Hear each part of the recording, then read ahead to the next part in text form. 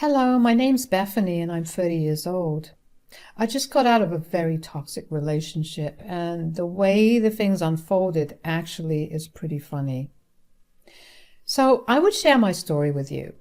Let me begin by telling a little bit about myself and my family. I come from a very rich family. I had all the luxuries I wanted when growing up. I didn't have to struggle a single day of my life, which is a privilege I'm very grateful for. My parents did, however, always tell me that it was necessary to keep my mouth shut about our wealth. They often warned me of how easy it is to get taken advantage of when people know of your wealth. And so I learned to live as if I was a part of the normal classes. The only way that you would ever know that I was rich was through the material goods that I had. When it came time to go to college, I decided to study at a university that was on the other side of the country. I believed that it would be good for me to broaden my horizons even further. To make it even more of a challenge, I had my parents put me on a budget so I could further blend in with my peers. It was because of this that I fell in love with the everyday brands and thrifting. I gained access to my trust fund after I graduated college, but I decided to work anyway. My trust fund had more than enough money to last me more than one lifetime, but I didn't want to spend my days doing nothing. After about a year of graduating, I met my now ex-husband Ryan through a dating app. We went on several dates before we decided to make things official. Right off the bat, though, Ryan was very charming. He loved to spoil me with gifts. I would return the favor back, and he was always appreciative of that. We dated for around 2 years before Ryan decided that he wanted me to meet his mother. While I won't delve into what exactly happened the first time I met Natalie, his mother, I will share with you the conversation I had with him when he told me that he wanted me to meet her. So, I've been thinking about something for a while now. What is it? We've been dating for a while now, and I think now is no better time than any other for you to meet my mom. Really? That would be really nice. It'll be a while before you meet my parents. I'm so sorry. No, it's all right. They live far away and our schedules are pretty packed right now. Yeah? When do you think I can meet your mom? Well, I have to cross-check it with her, but I was thinking we could try this weekend. Oh, that's really close.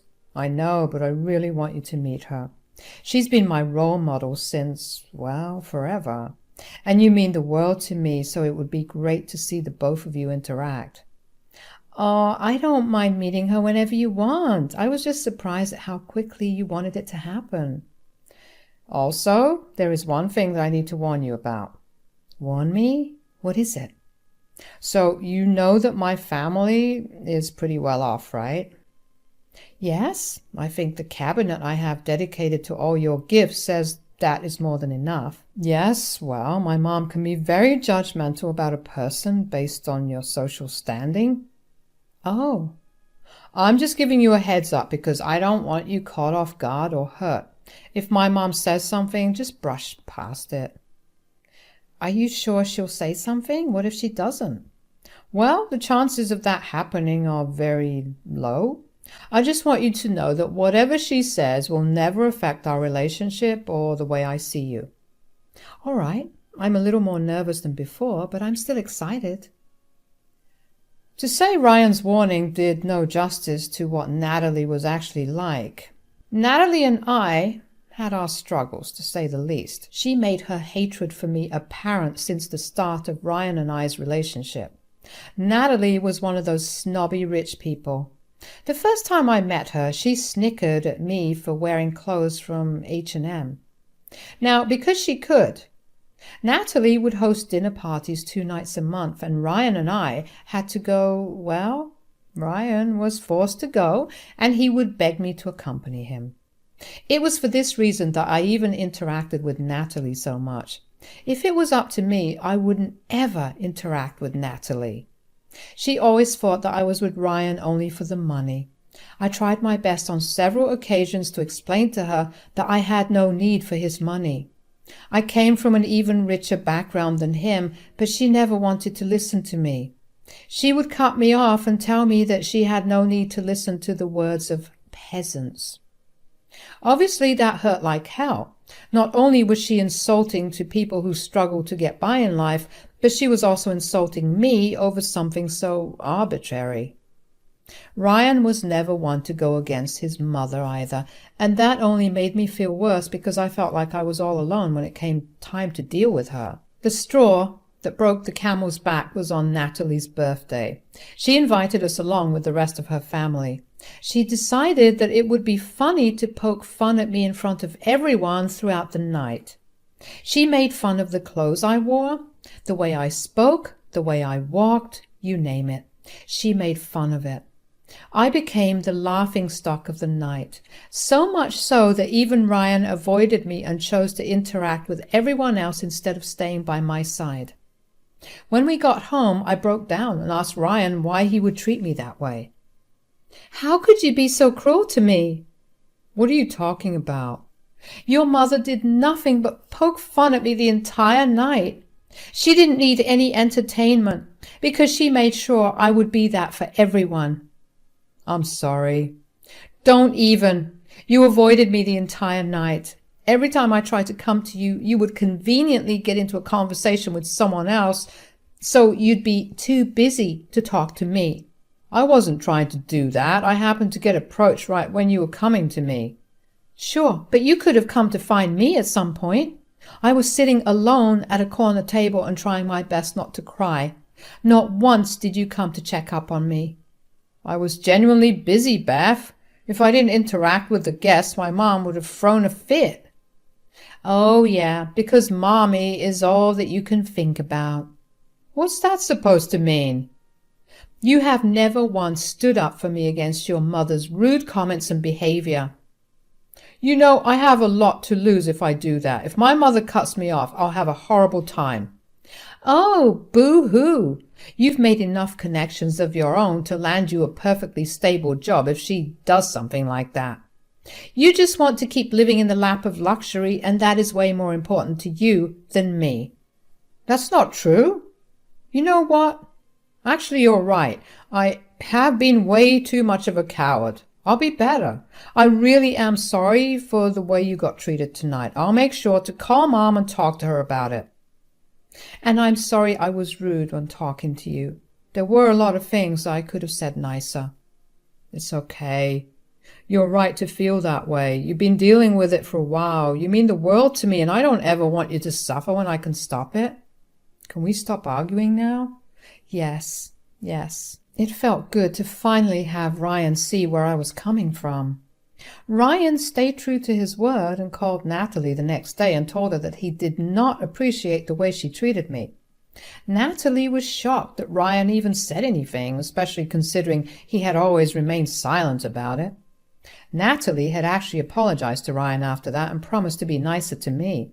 So when the next dinner party was around the corner, I was excited to go for the first time because I figured that Natalie would be nicer. But then she called Ryan and told him that there was not going to be any place for me because she ordered limited amounts of food and there wouldn't be enough for me. I knew that this was just her ploy to get me to stop coming over. The one value I had for her being her source of entertainment was gone. So there was no need to have me there. I tried to explain that to Ryan, but he wouldn't listen. He insisted that his mother had miscalculated. I let it go, and he went by himself.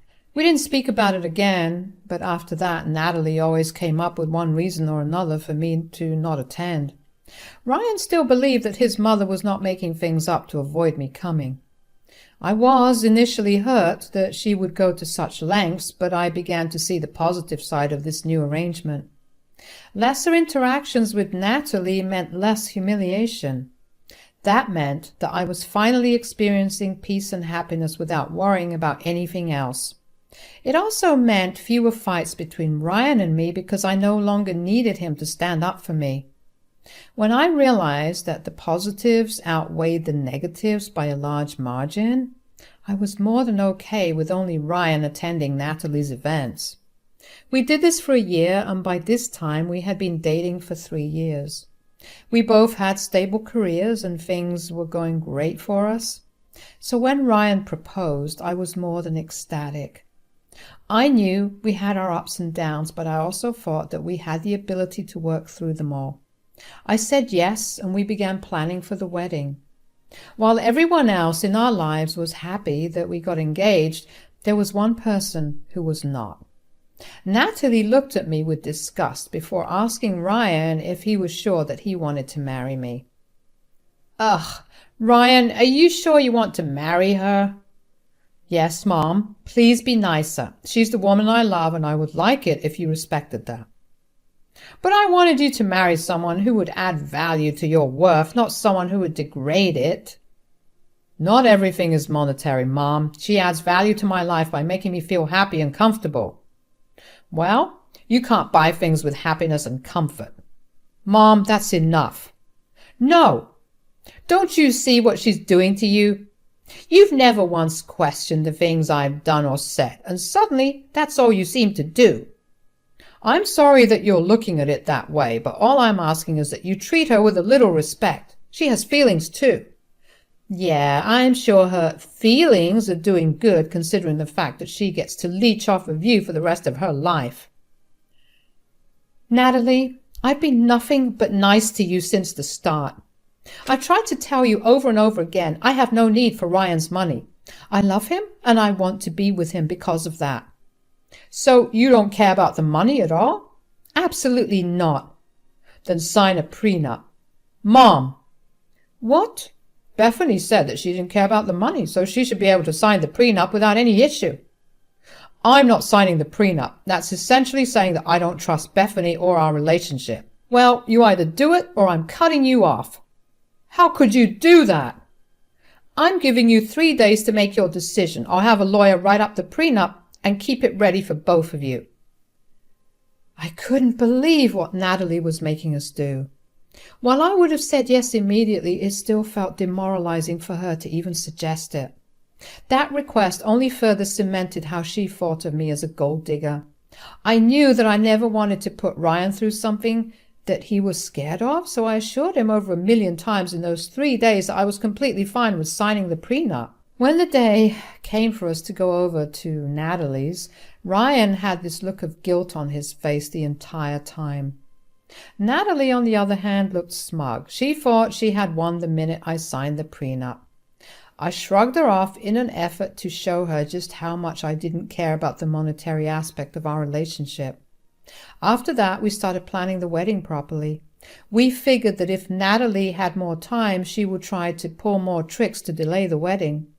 We managed to get everything arranged in the span of 3 months. Since Natalie would be there, I made it a point to remind Ryan to get security. I knew that there was no way that Natalie would not try to pull something to humiliate me. The day of our wedding was a huge success. It felt so surreal to walk down the aisle towards Ryan, who stood at the altar gaping at how I looked in my wedding gown. We said our vows and cried a bunch before we were finally pronounced husband and wife. The reception and after party were nothing short of a blast. I had an amazing time with all the people I love.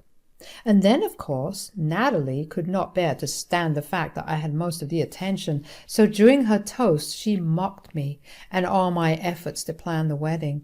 She laughed as she said that in a maximum of 2 years' time she would have Ryan out of this relationship and into a relationship with someone who would increase his value.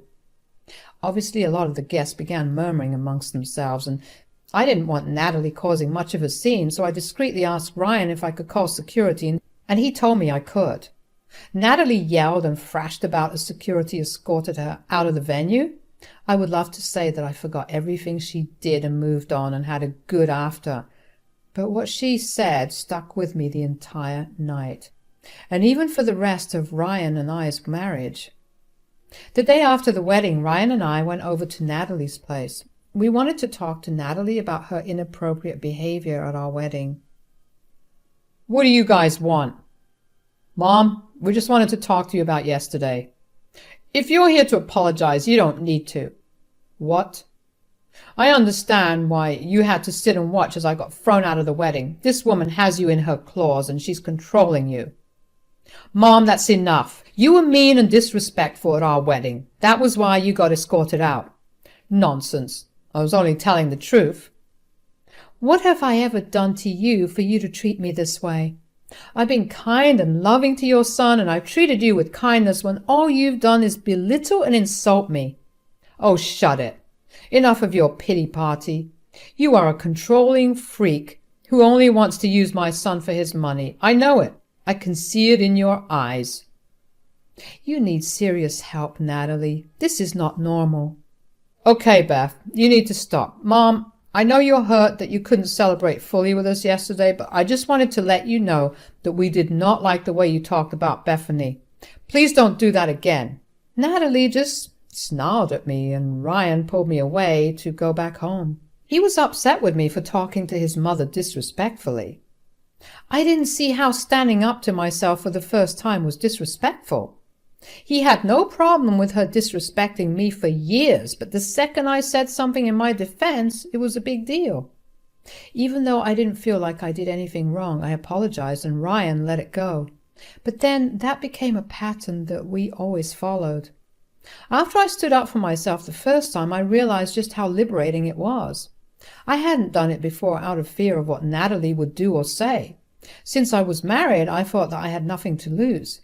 My relationship was secure and nothing could come between Ryan and me. So I began to stand up for myself whenever Natalie tried to insult me. This usually led to an awkward atmosphere among the guests, for which both Ryan and Natalie would berate me. I would tell Natalie that if she didn't want to be embarrassed, she should simply stop trying to embarrass me. Ryan didn't like that I was upsetting his mother at all and tried to tell me many, many times to stop doing it. But I saw no reason to stop. The only way I was going to stop was when Natalie stopped herself. About 6 months into our marriage, I began to see a change in Ryan's behavior. He began to withdraw himself from me. He was no longer as affectionate as he used to be. It started out of the blue. I didn't think it was about me standing up because in private, Ryan would understand I was right in doing what I did. And then I came home early from work one day to see Natalie's car parked in our driveway. I walked into the house, prepared to have to deal with her tormenting me, but instead I walked in on her conversation with Ryan. Have you been thinking about what I've been telling you? Yes, Mom, I have. So you see why I've been telling you it's time for you to leave her? I know, but I don't know how to proceed from here. All I know is that she's been utterly disrespectful to me and you. I mean, just look at the way she's purposely put you in between me and her. I hate it so much. Let's be honest. If she wasn't your wife, you would have easily chosen me over her any day, right? Without a doubt. You can do so much better than this. You're going to go insane with her at this rate. I agree. She really has the gall to act so entitled when she's only staying here for the money. She knows what you're worth, and she wants a chunk of it. Well, I will admit that I have been buying her a lot of things for her, and she hasn't been getting me anything in return. That's how it all starts. I'm telling you, you need to get out before it gets worse. Get me the lawyer you were talking about. I was in shock at what I heard. Was Ryan really that naive that he'd get so easily convinced by his mother's illogical arguments? I opened and shut the front door a little louder so they'd hear it. They stopped talking and I just walked past them to our bedroom. I heard Natalie make a comment about how disrespectful I had been to her yet again, and Ryan just sighed. When I got to our bedroom, I fully expected myself to break down and cry, but honestly, I was just tired.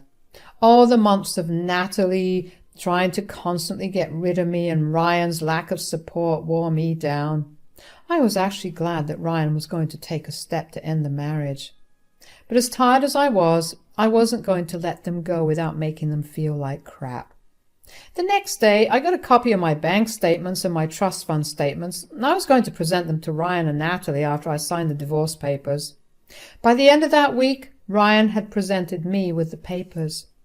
I could tell that both of them felt annoyed that I hadn't reacted at all, and instead I just signed the papers. I had already taken away one sense of satisfaction from both of them. However, after I signed the papers, Natalie's face turned smug. They had brought their lawyer with them and handed him the papers immediately after I signed them. The lawyer got up and left after. Well, well, well, aren't you sad that you no longer have my son's money to spend? I'm not sad. In fact, I'm pretty happy. Happy? Why are you happy? I'm happy that I no longer have to deal with snobs like you. How dare you call us snobs? Leave the girl alone, Ryan. She's lashing out at us for seeing right through her and taking away the one thing she wanted. You guys must be dense as hell to not realize that I never wanted the money. Oh, yeah? Then why were the last few months just me buying you everything under the sun and you not even buying me the smallest thing? Because I wanted to surprise you with something bigger. I was going to buy you your favorite car with all the customizations you wanted. It takes time to make those. I know nonsense when I hear it. Why do you think it's nonsense, Natalie? You don't have the money for that. Who said that? Here, take a look at my bank statements.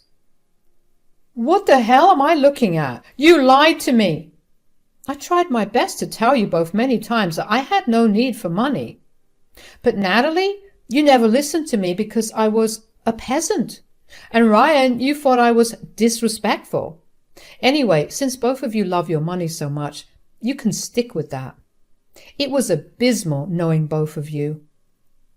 After that, Ryan and Natalie tried to pull me back into conversation. They ran into the driveway and kept yelling profanities at me for being a liar. Ryan went red in the face because he really believed I had wronged him, and surprisingly, Natalie turned soft and tried to plead with me. She told me she had made a mistake and wanted me to forgive Ryan. I told them both to get the hell out of my life and never see me again. I had a few of my friends go over to Ryan's house and get all of my things from there, and that was it. I blocked both Ryan and Natalie everywhere. They had decided that I had stolen from them, and they themselves tried to contest the divorce, but Natalie made sure Ryan and I had signed an ironclad prenup, so they could get nothing from me. I'm finally starting to live normally again. It'll be a while before I fully recover from the effects of Natalie and Ryan's torments, but I know I'll get there eventually. Thanks for listening.